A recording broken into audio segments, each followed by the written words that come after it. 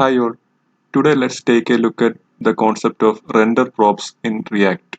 Render props is a technique of sharing code between multiple components. So for this purpose, we make use of the common code as a function which is passed as a prop to these multiple components. So the components which share this common code will not be implementing their own rendering logic, but instead they will be making use of this common code which is being passed through the props. So now let's see render props in action so that we can get a better understanding of the concept. So here I have created a sample application. So this is the application in action. So it basically consists of an image and there is a label which shows edit source app and there is a link which is showing us learn react. So here the image is given as the image tag itself and the text and link are created as separate components. So this is the text.js and this is the link.js. So now we have a simple requirement. So the requirement is that I need to change the color of this text as blue and also I need to change the color of this link as blue. So now let's see how we can implement that using render props.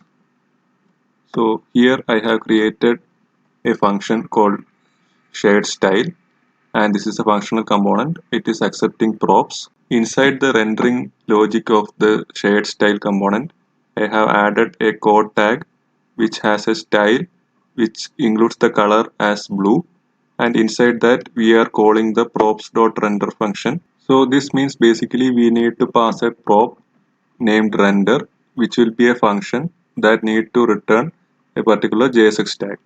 So let's see how we can implement this in the app.js.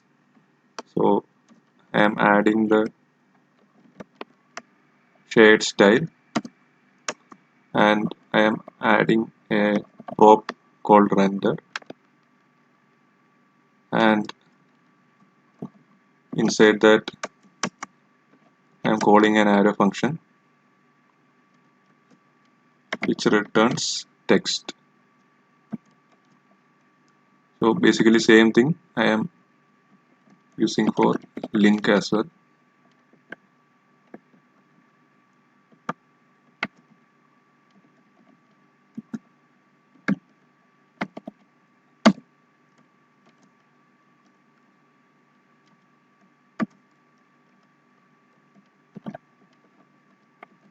Now let's remove these two. Now you can see that the color of the text has been changed as blue. Now suppose we need to add an extra feature. So the feature is like when I hover on this particular label, I need to show a title which will contain the text of this. And similarly, I have the same requirement for the link as well. So now since we have created a shared component, we can put this common logic within this shared component and we need not touch the code for the text or the link. So now let's add the code for this purpose. So here I am setting the title and I am giving a value title and on mouse over I am setting the value. So for this I need to add a use state. So I am defining title and set title. So that's a setter method.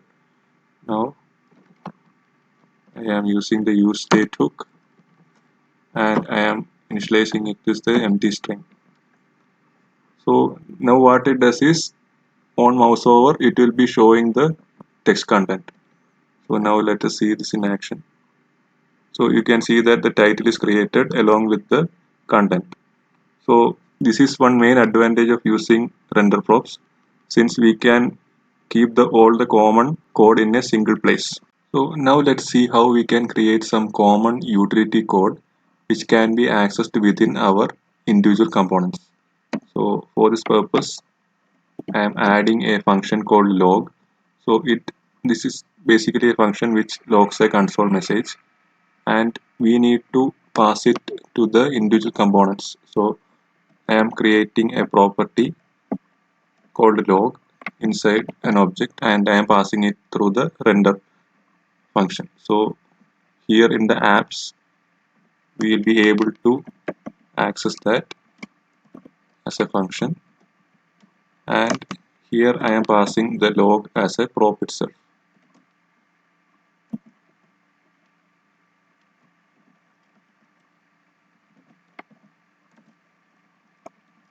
So same thing I am doing for the link as well.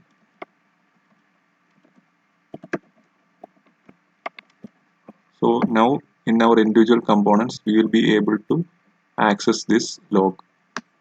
So here, since it is a functional component, we need to make use of use effect.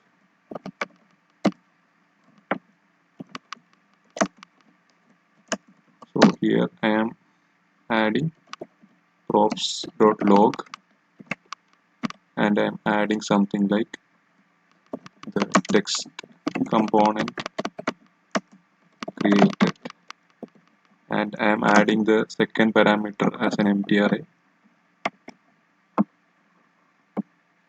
And now let's go to the link, and here I am adding the component did mount,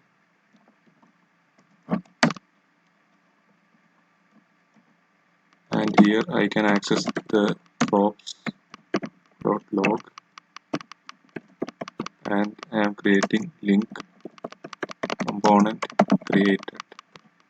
So basically we are able to access the log method in both the components, and now if we check, you can see that the console is getting logged here. One disadvantage of the render props is that while using it with React pure components, during each render cycle the props will be considered as a new value since it is basically a function. So this can result in re-rendering.